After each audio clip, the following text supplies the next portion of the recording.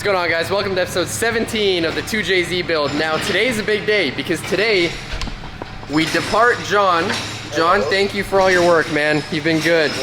But it's time to move on, man. Yeah. We got Mig picking up the E46. We're taking it all the way from Haines City at John's shop, which, if you guys know, is pretty far, to Sanford, to Brian, who owns German Autosport. And he's going to be doing, well, I hope he's going to be doing the wiring and all the other stuff I've been talking about to actually get this car up and running. So we're going to get it towed there today, and then once we get it to his shop, I'll explain to you guys everything that John finished from the last video to now.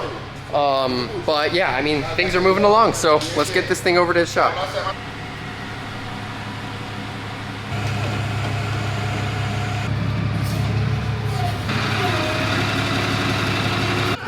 All right, my man. All right, bro. I'll see you guys soon. Thank you for everything you guys have done. Take it easy. And we're off, guys. So we got an hour and 30-minute drive from Haines City all the way to Sanford. So I'll see you guys there.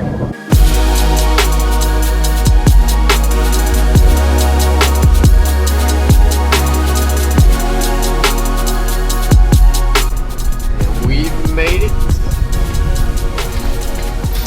Open up, my man. Sir. Open up. Yeah, you want to back it in?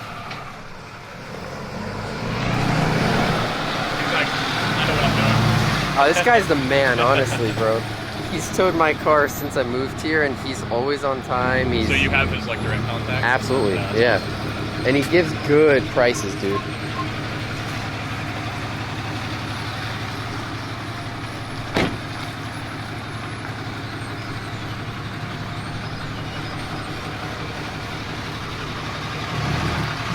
Yeah, don't look at it too hard. No, that's some sturdy fiberglass. Oh, yeah. The Street Fighter? Yeah, that's some good stuff. Yeah, you can just go a little bit, a couple more feet, and then we'll put it down. Yeah, don't look at it too hard. There's a lot of stuff that needs to be done on this thing, man. It has like every single E46 probably on this lot as well, and everywhere else. Good point. I knew you were the man for the job, so. You don't fucking love this. Bro, thank you. Thank you, sir. We made it. I sent you the payment too. You got it? I sent you a little extra. Thank you. Absolutely. Basically all shades of black.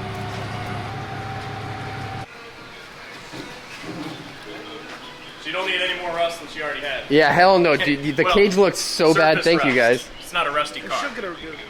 Bro, the cage, it sat outside for a year here in Florida. The cage looks so bad. I spent probably like 10 hours, 20 hours on this thing. We pushed the car in the nick of time. It's starting to pour out here. All right, guys, so this is Brian, the owner of German Autosport. What's going on, guys? And I hope you're ready to take on this big-ass project. A little bit more than we heard about on the phone, but I think it's all manageable. Yes, and I was going to say, if you guys look around, which I'll show you guys around the complex in a little bit, they know what they're doing. They literally specialize in BMW drift builds. Would that be correct? Pretty much BMW performance. We like to, we do a lot of drift cars, and we do a lot of regular maintenance. So it's pretty much anything in between as well. Of course, this is a 2J swap, so it's not right up our alley, but a 2J is a 2J. It's not the most difficult thing in the world. It's all together. So basically with the wiring and the plumbing and the stuff that we're going to be doing, it's going to be pretty. I have faith in you. I'm sure you'll be able to get this thing to run. So yeah, let's see. From here, guys, last time you saw this at John's, like I said, he got the intercooler piping done. We did the oil cooler and everything. We got the intercooler mounted. The radiator now is on.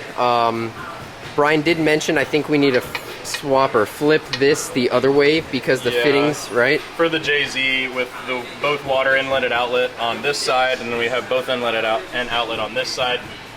But we have one of these water pipes is modified to run this direction. So do we modify and stick both on this side, or do we just stick with what we have, and the AN lines will work depending on what we get. You know, a couple 90s or a couple bent fittings, and I think it'll be okay. Yeah, so then that's going to be something we'll tackle soon. When do you think we're going to do the wiring harness? That's what I'm actually curious about.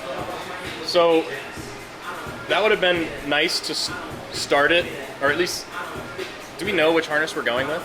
Like you didn't have a wiring specialties or anything, because I can get one built, which is probably what I would rather do than wiring specialties. So, from what everyone's telling me, wiring specialties, but I don't really care. I don't have preference as long as this thing runs. Wiring well, specialties is great. You're going to be on a wait list, as you are anywhere with anything.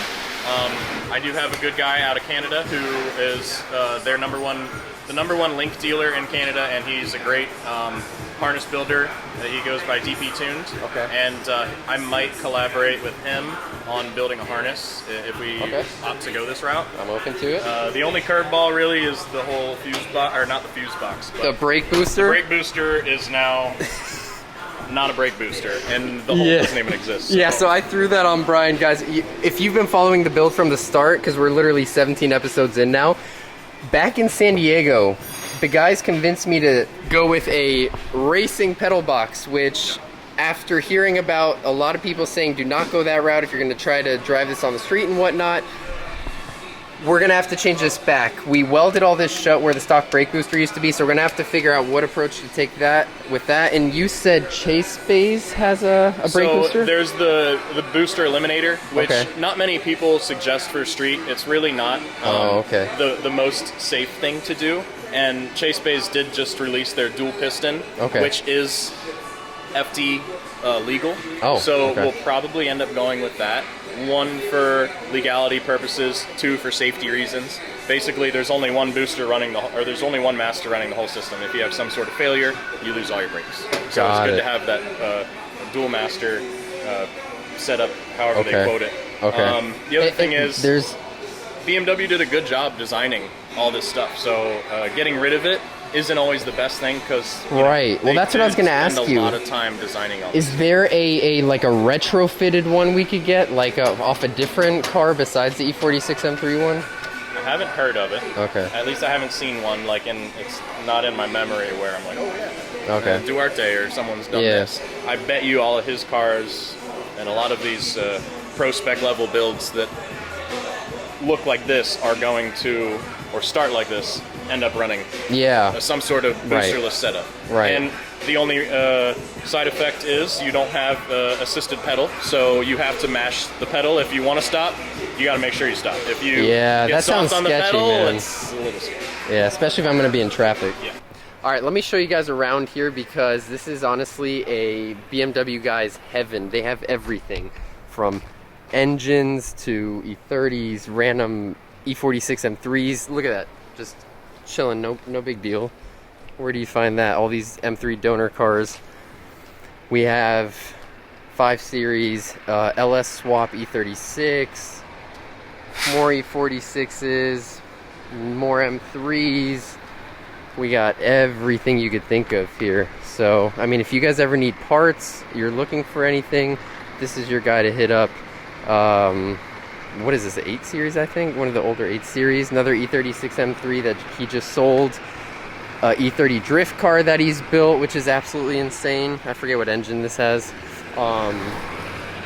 Just more and more M3s all over the place. Dakar yellow E36 M3. So yeah, I mean, they got everything. This is where my car's gonna be chilling until hopefully it's running. So in another week or two, we'll come up with a game plan and then continue this sucker. So that wraps up the video, guys. I know this one also didn't have a whole lot of action in it besides me dropping the car off and talking about Brian in the shop, but hope you guys enjoyed. A lot of big things are coming now that it's here, so stay tuned and I'll see you guys next video. Take it easy.